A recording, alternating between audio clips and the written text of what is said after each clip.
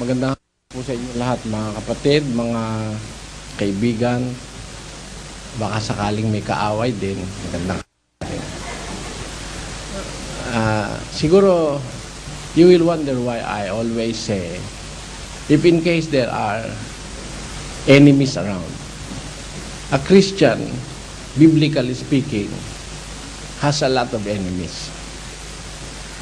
You are not a good Christian if you don't have an enemy.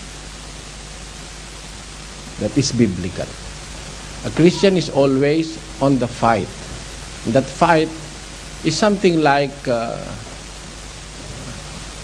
daily activity in a life of a Christian.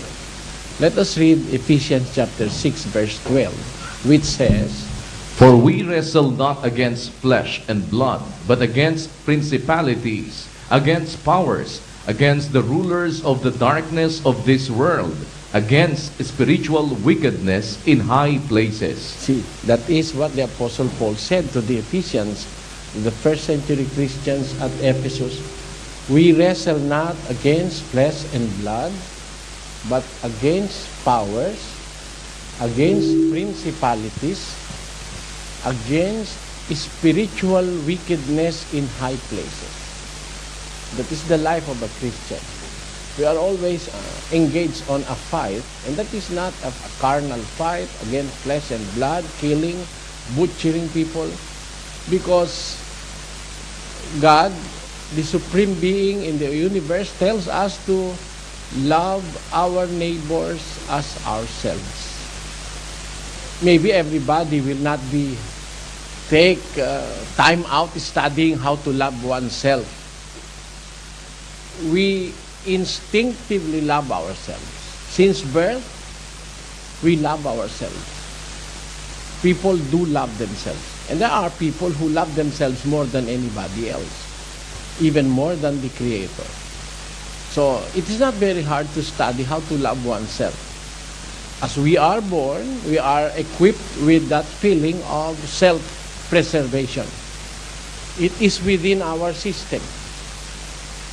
When there is something that may hurt the eye automatically closes. That is it. If you have touched something that is hot, the nerve endings in our skin automatically tells the brain and the hypothalamus to take away our hand from that hot surface. We are equipped with everything for self-preservation. Our love for ourselves is natural. It is instinct in us. So I do not believe that learning to love oneself is the greatest love of all. There is another great love in the Bible, and that was taught by our Lord Jesus Christ.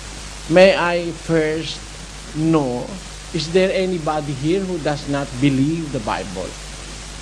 If it will not be offending to any one of you, is there anybody, or are there people here who do not believe the Bible? In as much as I'm going to answer questions based in the Bible, and I hope majority of you believe in the Bible. We want to share our faith with you, brothers and sisters.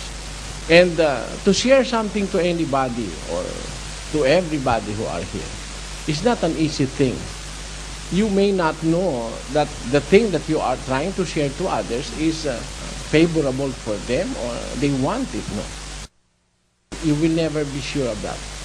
And it is my experience in my 30 years of roaming around, going from one place to another, preaching the Bible, that there are really people who do not believe the Bible.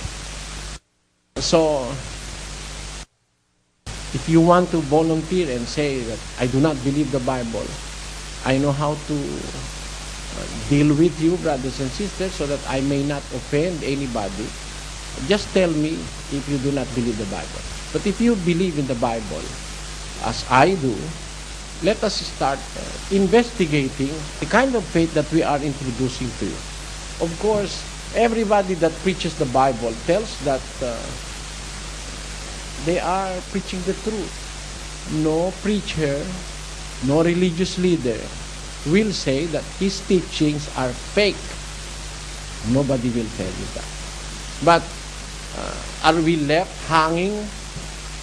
Which is the truth? There are so many, thousands of them. In India, there are about 2,000 religions. In the Philippines, there are about 2,000 denominations also. All over the world, there are roughly about 3,000 religions preaching different faith, different religious ideas, of course with different motives, as the Bible tells us. Let us read. In the book of Philippians chapter 1, verse 15 and 17, it says, and we read, Some indeed preach Christ even of envy and strife, and some also of goodwill. The one preached Christ of contention, not sincerely. You see, there are a lot of preachers having different intentions in preaching. There are those that preach because of envy. They are envious to others because they have seen others accumulated so much wealth in preaching the alleged Christ that they preach. There are those who preach Christ because of contention. They just want contention. Pakikipagtalo. How do you know which is which? Who is telling the truth? Something is very sure. Not all these religions are true.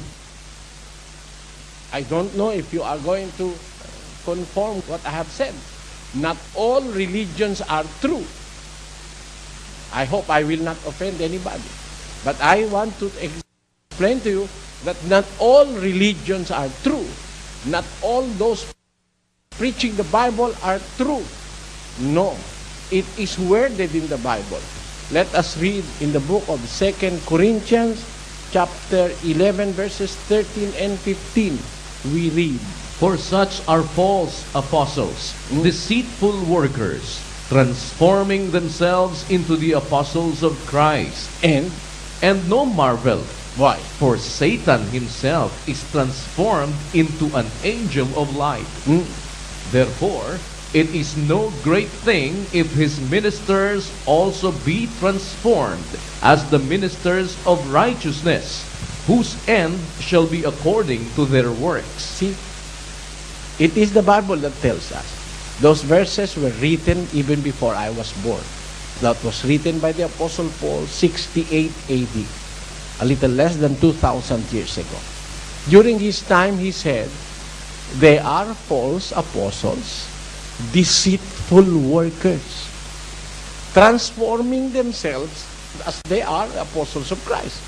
And that is not a thing to marvel at, because Satan himself is trying to transform himself as an angel of light. So it is no wonder that his ministers also will try to make it appear to people that they are ministers of Christ. Are you not scared, brothers and sisters? Di ba kayo natatakot? Baka ang ministro nyo, demonyo. Are you not scared that your religious leader might be a first cousin of Satan? Are you not scared? Are you not worried that I may be also one of these deceitful workers? Is there any way we can trace who are deceiving people?